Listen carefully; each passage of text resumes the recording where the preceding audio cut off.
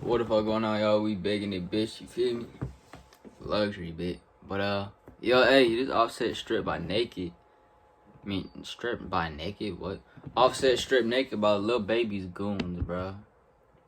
I don't know what it's about, bro. 1.8 mil views though. 4 months ago, apparently. I thought this just dropped, but yeah, let's hop right into it, bro. No cap. The rap game can get competitive. Just because you're signed to the same label as another artist, or you move in the same social circles, doesn't mean that you're automatically gonna be cool.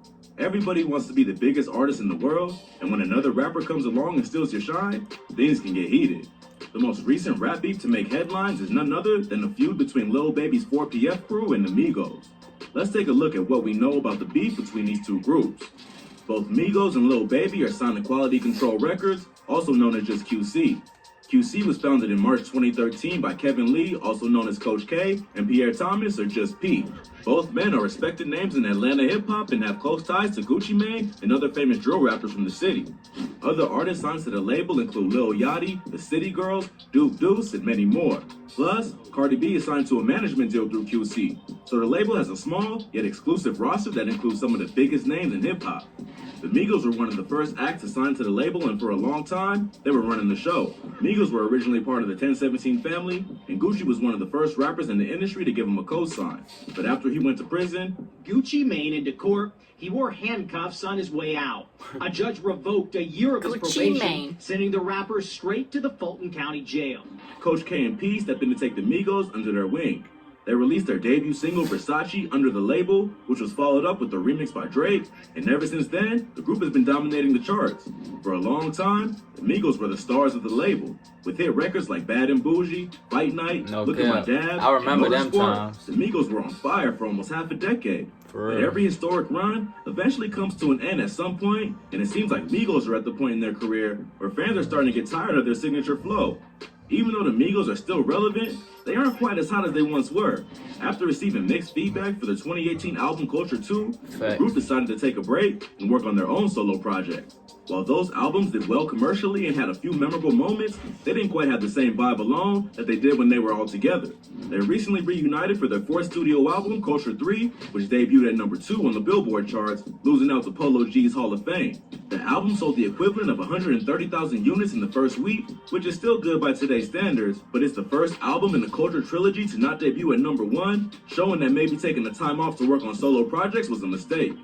Lil Baby, on the other hand, is on top of the world. He came into the game a little later than the Migos, but he's been steadily doing bigger and bigger numbers since being put on. He signed to QC in 2016 after getting out of jail for possession of marijuana with intent to sell. Baby grew up with Young Thug, who was also part of 1017 early on, and Thug introduced him to Gucci and the QC crew. Baby released his debut album in 2018, Harder Than Ever, which included a Drake feature on the track, Yes Indeed, and ever since, Baby has been on his way to taking over the rap game. He followed up with his second studio album, My Turn, in 2020, cementing himself as the leading voice on QC and taking the #1 spot on the label from the Migos. Lil Baby then shocked everyone by releasing the single The Bigger Picture right after the George Floyd protest, which saw the rapper taking a more socially conscious stance with his music. The single was a huge success and proved that Baby was much more versatile than fans and critics thought he was. The song was so successful that he was even invited to the White House in May 2021 to meet with Vice President Kamala Harris and George Floyd's family on the anniversary of his death. Lil Baby just recently dropped a collaborative project with Lil Durk called Voice of the Heroes that did well both critically and commercially. The album debuted at number 1 on the Billboard charts and earned the equivalent of 150,000 album sales its first week. So it's easy to see why the Migos may be getting jealous of Lil Baby's success. His most recent album went number 1 and sold more units than that. He came in the even game though late. he did get a boost from Lil Durk's fan base. And He's also getting invites to the White House while being a respected rapper from the streets, which is rare. Although the Migos definitely aren't soft, they don't get the same kind of street cred that Lil Baby gets. They're from Gwinnett County, an area north of Atlanta, while Baby is from the Jonesboro projects in the heart of the city.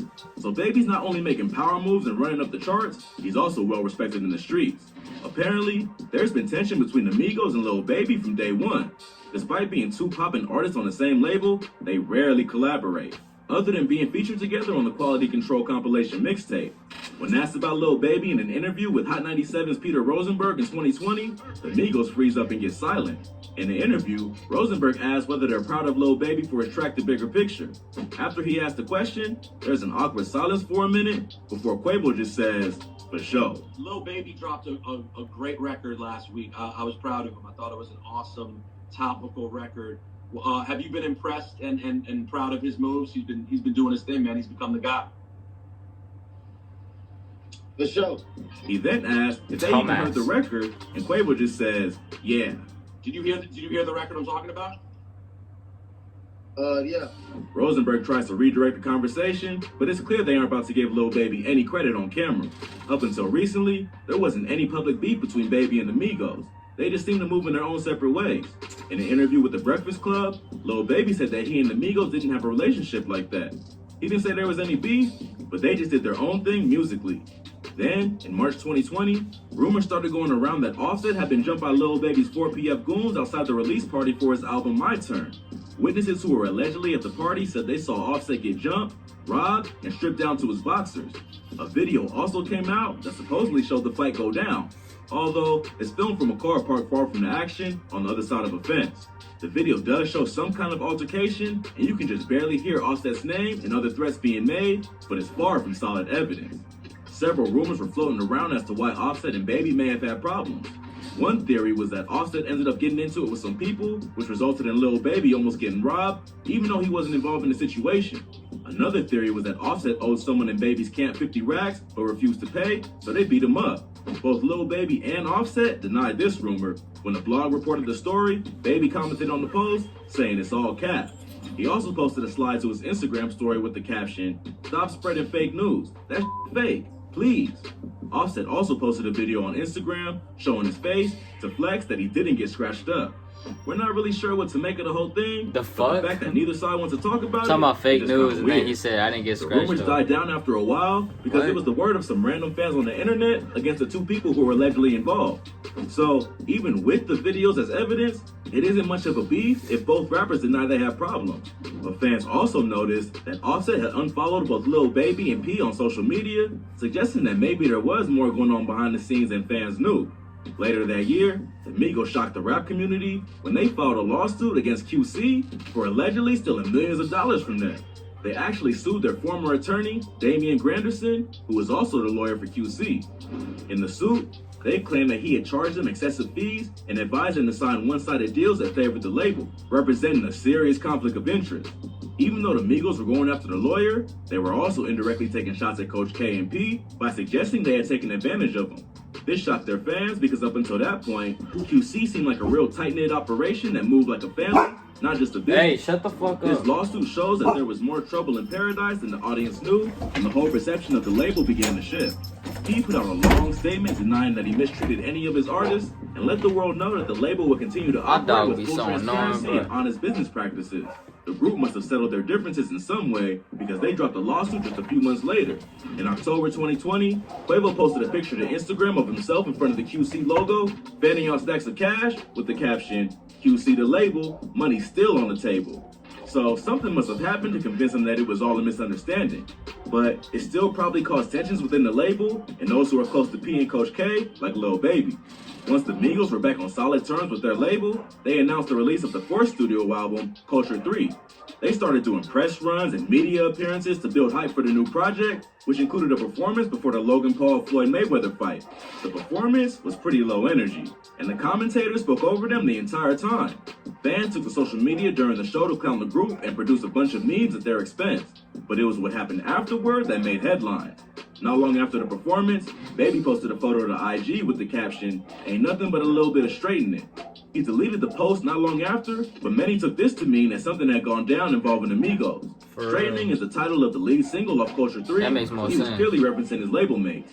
Since they are rumored to already have beef, the post led fans to believe that another altercation had happened between the two crews. There wasn't much context to it, and this time, there weren't any witnesses to report what happened. But as more clues come to light, the more it seems like the beef between Baby and Migos is real and not just drama made up by fans. None of the rappers involved have addressed the comment, leading fans to jump to their own conclusions as to what happened. So, when Culture 3 dropped on June 11th, many believed that it contained disses directed at Lil Baby. But the shots weren't coming from Offset, they would actually come from Takeoff, the group's quietest member. First, on the track Why Not, Takeoff raps, "Call him baby boy, cause he got put in a headlock." This could have been a generic bar about any random rapper, but the fact that he said the word baby made fans think that he was dissing his label mate. There's a film called Baby Boy, which features a scene where one of the characters is put in a headlock, and that's most likely the reference Takeoff is making. But it's possible it was a play on words, and he was just trying to say that Baby tried to step to him, and they had to show him who's boss. Or it could have just been a throwaway line that got misinterpreted because of the context. Yeah. But the bar that really had fans thinking he was throwing shots at Baby was on the track Modern Day. On the song, Takeoff raps, "If I got a plate, you know that he ate. I'm too blessed, so one thing I can't do is hate. I like what you're doing, just humble yourself. And know that we the ones who opened the gate." Given the context, this bar could definitely be about Lil Baby. The Migos were popping before him, and the money that QC got to invest in Baby's career early on came from their success. He admits that he's not going to be a hater, but he does think that whoever he's talking to is doing too much and forgot who started the wave. Although the bar does seem to fit all the other rumors surrounding the Migos Lil Baby situation, it could also be about almost any other rapper in the game. There's no denying that the Migos are trendsetters, and a lot of rappers today have made a career off of what they started. He isn't all that specific, so he could be talking about Lil Baby or any other rapper he came up with who started acting extra after they got some clout. One thing's for sure, even if there is smoke, neither side will likely admit it.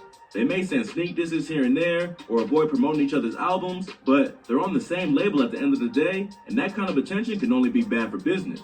Even if the beef does help album sales, if Baby and Migos really did go to war, it means that someone's going to lose their life or their respect in the game, which means that QC risks losing one of its major assets to the label. Overall, it doesn't seem like the beef goes that hard. In a competitive genre like rap, there's always going to be tension over who's getting the attention at the moment and who's getting left out.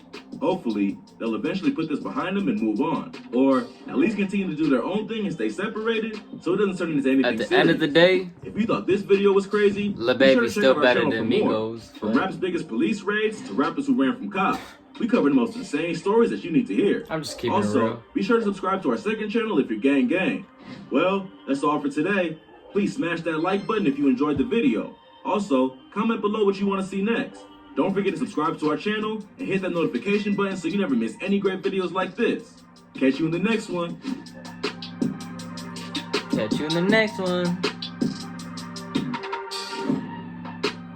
Hey, this is Offset Strip Naked by Lil Baby's Goons. Obviously, I don't think he got stripped naked, but I don't know. You feel me? If y'all enjoy, appreciate y'all for watching. I post 3 times a day, I'll see y'all in the next one, bro. No cap, we out on game.